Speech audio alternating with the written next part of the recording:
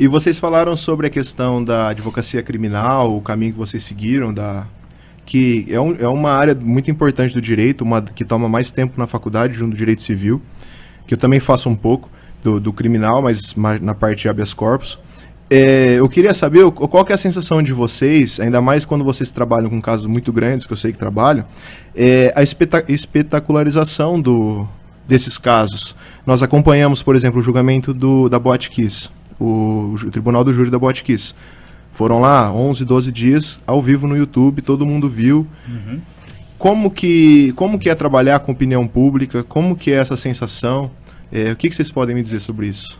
A tua pergunta é muito interessante, porque uns 7, 8 anos para trás, né, especialmente quando você coloca Lava Jato, e a Lava Jato ela é objeto de estudo no mundo todo.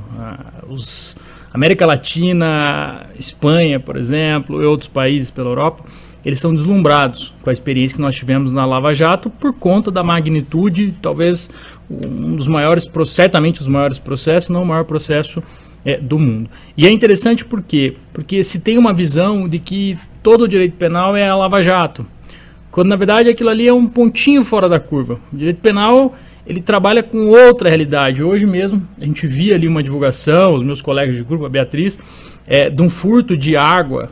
Uma mulher ficou presa, a mulher tinha um filho passando fome e ela foi presa lá por um desvio de água, assim, uma situação em que só houve a concessão de liberdade no STF. Essa mulher ficou presa.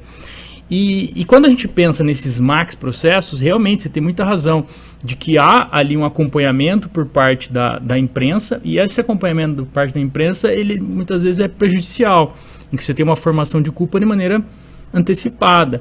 E a gente pode dividir, inclusive, em duas situações. Quando nós pensamos em um juiz togado, aquele juiz de concurso, sendo ali exposto a todo momento a imprensa, né? E a imprensa com situações negativas, com publicações negativas, é lógico que isso afeta o íntimo dele. É uma pressão social ali, toda aquela organização social de falar culpado, culpado, culpado. Mas transponha isso para o tribunal do júri, em que você tem ali pessoas que são leigas, né? E essas pessoas que são leigas vão ter que decidir a partir de algo que já está formado. Realmente é um enorme dilema, mas ao mesmo tempo, Murilo, a gente fica pensando, como controlar isso? Talvez o encaminhamento, e a PUC, o professor Gabriel Bertin, ele fez até uma época um curso que nós participamos de formação, isso é um papel da imprensa, no momento de divulgar, e nessa divulgação ter uma responsabilidade daquilo que é dito. Não tem nada a ver com cercear a liberdade de expressão, não é isso.